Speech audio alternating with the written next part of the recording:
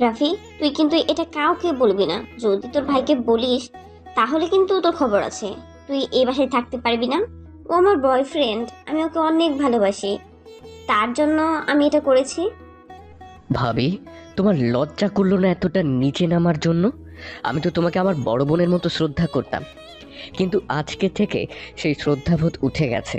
আর তাছাড়া তুমি তো প্রেগনেন্ট, তাহলে কি এটা আমার ভাইয়ের সন্তান নয়?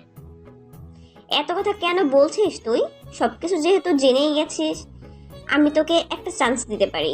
তুই চাইলে আমার সঙ্গে এসব কিছু করতে পারিস, আমি কোনো মাইন্ড করব না। তুই চাইলে আমি নিজেই তোকে সব কিছু দিয়ে দিতে পারি এক্ষুনি।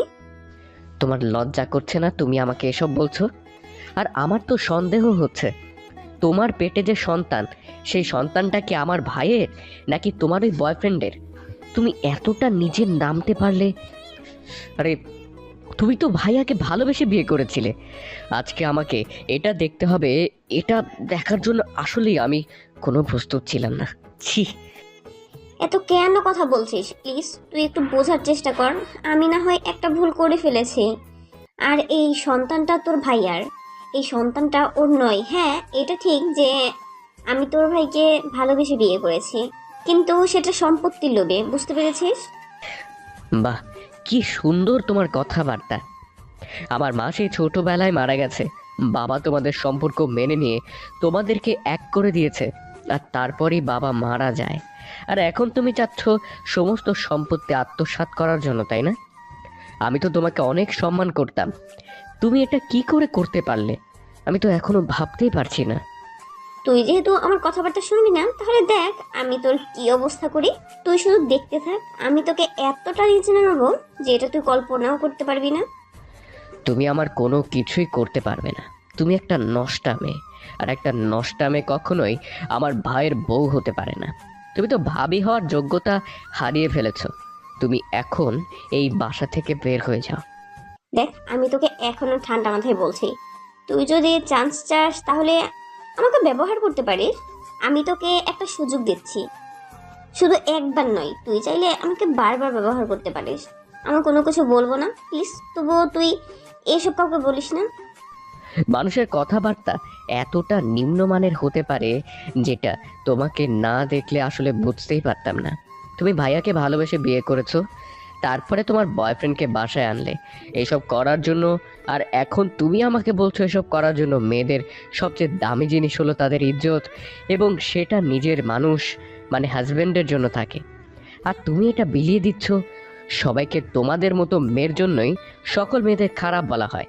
তোমাদের বেঁচে থাকার কোনো অধিকার নেই আমার মতে। তোকে সরানোর জন্য আমার যা করা দরকার আমি তাই করব। ওকে আমি এ বাড়ি ছাড়া করব, না হলে তুই এই সম্পত্তির ভাগ নিবি। আমি চাই না যে আমার ভাগ এটা অন্য কেউ নিয়ে যাক। আমি কিছুদিন পরে তোর ভাইকে ডিভোর্স দিয়ে চলে যাব, আর এই সম্পত্তির মালিক হব আমি। কিন্তু সেটা তুই থাকলে কখনোই সম্ভব হবে না। তাই তোকে আগে বাড়ি থেকে বের করতে হবে, আর আমার যা ইচ্ছে আমি তাই করব। সকল ছেলেদেরকে বাসায় নিয়ে আসবো। রাফি এগুলো সহ্য করতে পারছে না। রাফি এগুলো সহ্য করতে না পেরে তার ভাবিকে পরপর দুটো থাপ্পড় মেরে দিল। থাপ্পড় মারার পর তার ভাবি কিছুটা দূরে গিয়ে পড়লো। পড়ার পরে দেয়ালে লেগে তার কপালটা ফেটে যায়। কপালটা ফেটে যাওয়ার পরেই তার ভাবির মাথায় একটা আইডিয়া চলে আসে। তখনই তার ভাবি দেখলো যে তার হাজব্যান্ডের আসার সময় হয়ে গেছে। আর সে সময় তার ভাবি তার রুমে চলে আসে। রুমে আসার পর সে কল দিয়ে তাড়াতাড়ি রিফাতকে আসতে বলে। এদিকে আবারও তার ভাবি রাফির রুমে চলে আসে।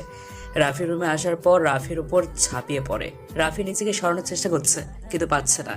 এমনভাবে দৌড়ে আছে যে রাফি তখনই তার ভাবি শরীরের যত জামা কাপড় ছিল সবগুলো ছিঁড়তে লাগলো। নিজের জামা কাপড় দেখে রাফি অনেকটা ভয় পেয়ে গেল। রাফি বুঝতে পারছে যে তার সঙ্গে কি হতে চলেছে। রাফি একবার ধাক্কা দিয়ে ফেলে দিল। তারপর রাফি রুম থেকে বেরোতে যাবে, তখনই পেছন থেকে কেউ যেন মাথার মধ্যে আঘাত করলো। মাথায় আঘাত করার পরে রাফি আর কোনো কিছু বলতে পারে না। রাফি সেখানেই বসে পড়ল। বসে পড়ার পরই তার ভাবি তার নিজের জামা কাপড় ছেড়ে এমনভাবে রাফিকে তার উপর রেখে দিল, যেটা কেউ দেখলে যেন বুঝতে পারে যে সে তার ভাবিকে ধর্ষণ করার চেষ্টা করেছে। কিছুক্ষণ পরে রাফির ভাই রিফাত চলে আসলো। রিফাত আসার পরে রাফিকে লাথি দিয়ে সরিয়ে দিল। সরিয়ে দেওয়ার পরে রাফি এখনো মাথায় হাত দিয়ে আছে, কোনো কথা বলতে পারছে না, তাকিয়ে আছে শুধু। আর এদিকে তার ভাবি গিয়ে রিফাতকে শক্ত করে জড়িয়ে ধরে। জড়িয়ে ধরার পরে কান্না করে করে বলতে লাগলো, তুমি এসেছো, তুমি না আসলে ও আমাকে নষ্ট করে দিত। ও আমাকে একা পেয়ে ধর্ষণ করার চেষ্টা করেছিল, আমার শরীরে অনেক জায়গায় এসে টাচ করেছে। আমি এখন মানুষের কাছে কিভাবে মুখ দেখাবো? রাফি, ছি, তুই এটা করতে পারলি আমার ভাই হয়ে? এটা আমি কখনোই তোর কাছে আশা করিনি। তোকে নিয়ে আমি সবসময় গর্ব করতাম যে আমার ভাই অনেক ভালো একটা ছেলে, কিন্তু তুই তো নিজের ভাবির সঙ্গে এসব করতে পারলি। আমার তো এখনো বিশ্বাস হচ্ছে না। যদি নিজের চোখে না দেখতাম তুই এটা কেন করতে গেলি? তো তোর মতো ছেলে আমার ভাই হতে পারে না। তুই এখনই এই বাসা থেকে বের হয়ে যাবি, আর কখনো যেন তোর মুখ না দেখতে পাই। ভাইয়া তুমি বিশ্বাস করো, আমি এসব কোনো কিছুই করিনি। ভাবি তার যেন একটা পরিচিত ছেলে এনেছিল, আর সেটা আমি দেখিনি। ভার্সিটি থেকে এসে আর দেখে নেওয়ার পরে ভাবি আমাকে অনেকভাবেই ম্যানেজ করতে থাকে, কিন্তু আমি রাজি হইনি। তারপরে ভাবি আমাকে বাসা থেকে বের করার জন্য এই মিথ্যে অপবাদ দিয়েছে। এখানে আমার কোনো দোষ নেই। তোকে আমি বিশ্বাস করব এটা তুই ভাবলি কি করে? তোকে আমার বিশ্বাস করার কোনো ইচ্ছা নেই, কারণ তুই যে কাজ করেছিস এই কাজের জন্য তোর কোনো ক্ষমা নেই। তুই এখন আমার বাড়ি থেকে বের হয়ে যা, না হলে তোকে পুলিশে দিতে বাধ্য হব। ভাইয়া তুমি বিশ্বাস করো, আমি এটা সত্যি সত্যিই করিনি। ভাবি সব কিছু আমার ব্যাপারে ষড়যন্ত্র করছে। তুমি একটা বার আমাকে বিশ্বাস করো। আর আমি কোথায় যাব তোমাদেরকে ছাড়া? আমার এই পৃথিবীতে তোমরা ছাড়া আপন বলতে কেউ নেই। একটা মেয়ে কখনো তার নিজের ইজ্জত নিয়ে কথা বলতে পারে না, আর তুই ভালোভাবেই জানিস তোর ভাবি প্রেগনেন্ট। আর ছি, আমার তো এটা ভাবতেও লজ্জা লাগছে। তুই এখন আমার বাসা থেকে বেরিয়ে যা, না হলে তোকে আমি মেরে ফেলবো বলে দিলাম। এভাবে বললে কেন কিছু হবে না? তুমি তাকে মেরে ফেলো, আমার গায়ে টাচ করেছে। দেখো, আমার জামা কাপড় সব কিছু ছিঁড়ে ফেলেছে। আমি এই মুখ কাউকে দেখাতে পারবো না। আমি সোজা নিজেকে শেষ করে দেব। তুমি যদি এখন কোনো কিছু না বলো আর বের করে না দাও, ও থাকলে আবার কখন আমার সাথে এসব করতে আসবে সেটা তো বলা যায় না। তখনই রিফাত তার কোমরের বেল্ট খুলে ফেললো। কোমরের বেল্ট খুলে ফেলার পর রাফিকে ইচ্ছে মতো মারতে লাগলো, আর রাফিকে মারতে মারতে পুরো আধমরা করে ফেললো। কিছুক্ষণ পরে রিফাত তার বউকে নিয়ে সেখান থেকে চলে গেল। এদিকে রাফি সেই মতো করে ফ্লোরের মধ্যে পড়েই আছে। রাফি ওঠার কোনো শক্তি নেই, সে উঠতে পারছে না। এরপর এভাবেই সময়টা পার হয়ে গেল। বিকেলবেলা রাফি সেই ফ্লোর থেকে উঠে কোনো মতো ওয়াশরুমে গিয়ে নিজেকে ফ্রেশ করে নিল। ফ্রেশ হওয়ার পর রাফি তার ব্যাগটা নিয়ে সেখান থেকে বেরিয়ে আসলো। বেরিয়ে আসার সময় তার ভাবিকে বলতে লাগলো, ভাবি তুমি আজকে আমাকে যে অপবাদ দিলে, সে অপবাদের প্রায়শ্চিত্ত তোমাকে একদিন করতে হবে। আমি কখনো ভাবতে পারিনি যে তুমি আমাকে এটা করবে, নিজের মান সম্মানটা এভাবে বিলিয়ে দিবে সম্পত্তির জন্য। ছি, তুমি একদিন এটার জন্য আফসোস করবে, কিন্তু সেদিন কোনো লাভ হবে না। ভাই একদিন ঠিকই সত্যিটা জানতে পারবে। তোমার মতো বউ যেন কোনো ছেলের না হয়। এই বলে রাফি সে ব্যাগ নিয়ে সোজা বাড়ি থেকে বেরিয়ে চলে আসলো। সে এখন কোথায় যাবে, কি করবে, কোনো কিছু ভেবে পাচ্ছে না। রাফি হাঁটতে হাঁটতে স্টেশনে চলে আসলো। স্টেশনে আসার পর সে পকেটে হাতে দেখলো তার পকেটে মাত্র 2000 টাকা পড়ে আছে। এগুলো কালকে তার ভাইয়ের কাছ থেকে হাত খরচ হিসেবে নিয়েছিল। ভাগ্য ভালো যে টাকাগুলো নিয়েছিল, না হলে এখন কি করতো রাফি। রাফি ঢাকা যাওয়ার একটা ট্রেনের টিকিট কেটে নেয়। ট্রেনের টিকিট কেটে নেওয়ার পর রাফি অল্প কিছু খেয়ে নেয়। কিছুক্ষণ পরই ট্রেন চলে আসলো। ট্রেন আসার পর রাফি সেই ট্রেনে বসে পড়লো। ট্রেনে বসে পড়ার পর রাফি জানালার দিকে তাকিয়ে আছে, তার চোখ দিয়ে অনবরত পানি ঝরছে। তখনই হঠাৎ করে একটা বোরকা পরা মেয়ে রাফিকে বলতে লাগলো, আচ্ছা, আপনার কি কোনো কিছু হয়েছে? যদি কোনো কিছু হয়ে থাকে তাহলে আমাকে বলতে পারেন, তাহলে মনটা অনেক হালকা হবে। না, আসলে তেমন কোনো কিছুই হয়নি। এমনিতেই চোখে যেন কি যেন পড়েছে, তার জন্য আর কি চোখ দিয়ে পানি পড়ছে। তা আপনি কোথায় যাবেন? নিশ্চয়ই ঢাকা।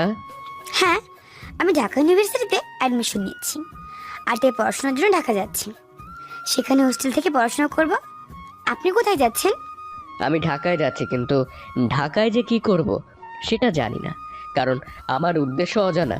আপনার মতো এমন উদ্দেশ্য স্থায়ী নয়। আপনি তো খুব অন্যরকমভাবে কথা বলেন। আপনার কথাগুলো আমার অনেক ভালো লাগছে। আপনার কথাগুলো আমি কোনো কিছুই বুঝতে পারছি না। আপনার কোনো কিছু হয়েছে কি? না, আমার তেমন কোনো কিছুই হয়নি। তা ঢাকায় যাচ্ছেন আপনি একা, সাথে কেউ আসে না? আপনি কি একা কি সব কিছু পারবেন করতে? হ্যাঁ, পারবো না কেন? আমাকে তো পারতেই হবে। তা আপনার নামটাই তো জানা হলো না। আপনার নামটা যেন কি? আর আমি নীলা ইশরাত জাহান নীলা। এভাবে রাফি আর নীলা দুজনে মিলে গল্প করতে লাগলো। গল্প করতে করতে ওরা দুজন অনেকটা ফ্রি হয়ে গেল। নীলা রাফির মনটা অনেক ভালো করে দিল। রাফিরও সবকিছু ভুলে গেল নীলার সঙ্গে কথা বলতে বলতে। আর এভাবেই সময়টা পার হয়ে গেল। প্রায় 3 ঘন্টা জার্নি করার পরে তারা কমলাপুর রেল স্টেশনে এসে নামলো। রাফি এক অজানা গন্তব্যের দিকে হেঁটে যাচ্ছে। তখনই নীলা তাকে পেছন থেকে এসে বলতে লাগলো, চলুন, আপনাকে আমার সাথে করে নিয়ে যাই।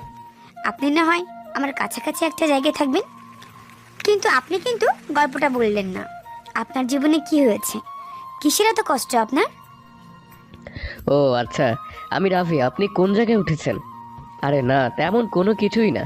আসলে আপনাকে অনেকটা বিরক্ত করলাম। না হলে তো আপনি আরো আগেই চলে যেতেন। আমার জন্য ওয়েট করলেন শুধু শুধু। আরে, আমার সঙ্গে এমন কেন করছেন? আমরা তো দুজনে এখন বন্ধু। যেহেতু আমরা বন্ধু, তাহলে আমরা দুজন দুজনের কথাই চলবো। চলুন তো আমার সঙ্গে। আর এখন থেকে দুজনেই তুই তুই করে বলবো, কেমন? এরপর রাফি আর কোনো কথা বলতে পারলো না। রাফি কথা না বলে নীলার পেছন যেতে লাগলো। নীলা একটা সিএনজি নিল। সিএনজি নেওয়ার পরে দুজনে মিলে উঠে পড়লো। রাফি চুপচাপ বসে আছে। তখন নীলা তাকে আবারও জিজ্ঞেস করলো যে কি হয়েছে। রাফি থাকতে না পেরে সবকিছুই নীলাকে খুলে বলল। সবকিছু শোনার পর নীলা কান্না করছে। নীলার চোখ দিয়ে অনবরত জল গড়িয়ে পড়ছে। রাফি তার পকেট থেকে টিস্যু বের করে নীলার হাতে দিল। নীলার হাতে দেওয়ার পরে নীলা তার চোখ মুছে নিল। এরপর নীলা তার ব্যাগ থেকে 3000 টাকা বের করলো। 3000 টাকা বের করার পর সেটা রাফিকে দিল। রাফিকে দেওয়ার পর বলতে লাগলো, ঢাকায় থাকার মতো জায়গায় কোনো অভাব নেই। যে কোনো একটা ম্যাচের মধ্যে উঠে পড়। তারপরে একটা পার্ট টাইম জব কর বা টিউশনি করানো শুরু করে দে। এভাবেই চলতে পারবে। আর কিছুদিন পড়া না হয় ভার্সিটি পড়তে হবে। আমি যে ভার্সিটি ভর্তি হয়েছি সেটাতেই তোকে ব্যবস্থা করে দিব, ঠিক আছে? আর আমি যে জায়গায় থাকবো সেই জায়গায় আশেপাশেই তুই থাকবি। না, আমি টাকা নিতে পারবো না। আমি কেন তোর টাকা নিতে যাব? তাছাড়া মাত্র কয়েক ঘন্টার পরিচয় তুই আমাকে 3000 টাকা দিয়ে দিবি? আমার এত উপকার করবে? আমি এটা নিতে পারবো না রে। তুই আমাকে দিয়েছিস, সেটাই অনেক কিছু। তুই যদি এখন টাকাটা না নিস তাহলে কিন্তু আমি সত্যি সত্যি এখন মাইন্ড করব। কারণ আমি তো তোকে এমনি এমনি দিচ্ছি না।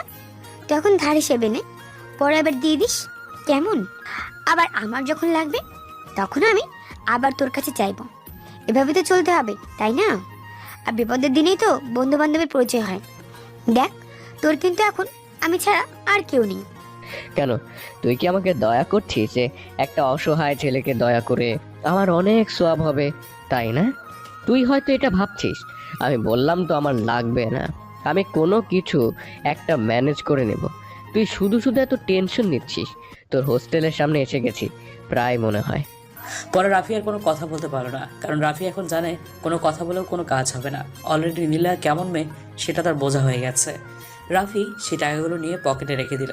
কিছুতে যাওয়ার পরেই নীলা সিএনজি থেকে নেমে পড়লো আর রাফিও তার ব্যাগ নিয়ে নেমে পড়লো। নীলা তাকে বিদায় দিয়ে তার হোস্টেলে চলে গেল। এদিকে রাফি তার ব্যাগটা নিয়ে রাস্তা রাস্তা হাঁটতে লাগলো। একটা ভালো থাকার জন্য জায়গা খুঁজতে হবে। আর কিছু তো যাওয়ার পরেই ভালো একটা ম্যাচ দেখতে পেল। কথাবার্তা বলার পর ভালোই মনে হলো। রাফি 500 টাকা অ্যাডভান্স দিয়ে সেই ম্যাচের মধ্যে উঠে পড়ল। এরপর রাফি বাইরে এসে নাস্তা করে নিল। এভাবে পার হয়ে গেল কয়েকটা দিন। রাফি এখন দূরে টিউশনি করায়। নতুন টিউশনি পেয়েছে, খুব ভালোই বেতন দেবে তারা। রাফি আজকে সকালবেলা ঘুম থেকে উঠে রেডি হয়ে নিল। রেডি হওয়ার পর সে ভার্সিটির জন্য রেডি হতে লাগলো। কিছুদূর যাওয়ার পরে দেখতে পেল নীলা তার জন্য ওয়েট করছে। রাফি তার কাছে গেল। আসলে আমার ফোনে টাকা ছিল না, তার জন্য আমি তোকে কোনো কল দিতে পারিনি। সরি রে। আর তুই তো জানিস যে আমি এখনো টিউশনির টাকা পাইনি। এখন তো তোর কাছ থেকে চলতে পারছি। সরি রে। এরপর রাফি আর কোনো কিছু বললো না। আর নীলা পাশাপাশি হাঁটতে লাগলো। ওরা দুজনে হাঁটতে হাঁটতে ভার্সিটিতে চলে আসলো। ভার্সিটিতে আসার পর নীলা রাফিকে নিয়ে সোজা অফিস রুমে চলে আসলো। অফিস রুমে আসার পর স্যারের সঙ্গে কথা বলে রাফির অ্যাডমিশন করিয়ে দেয়। কারণ এখানে একটা স্যার নীলার অনেক পরিচিত ছিল, তার জন্যই খুব তাড়াতাড়ি হয়ে গেল অ্যাডমিশনটা। ভার্সিটিতে ভর্তি হওয়ার পরে ওরা দুজনে একসাথে ক্লাসে চলে গেল। ক্লাসে আসার পরে যথারীতি দুজনে বসে বসে গল্প করছে। সবাই রাফির দিকে কেমন যেন অন্যরকম ভাবে তাকিয়ে আছে। তার কাছে বিষয়টা নীলা খুব ভালোই বুঝতে পারছে। তার জন্য নীলা রাফিকে বলতে লাগলো,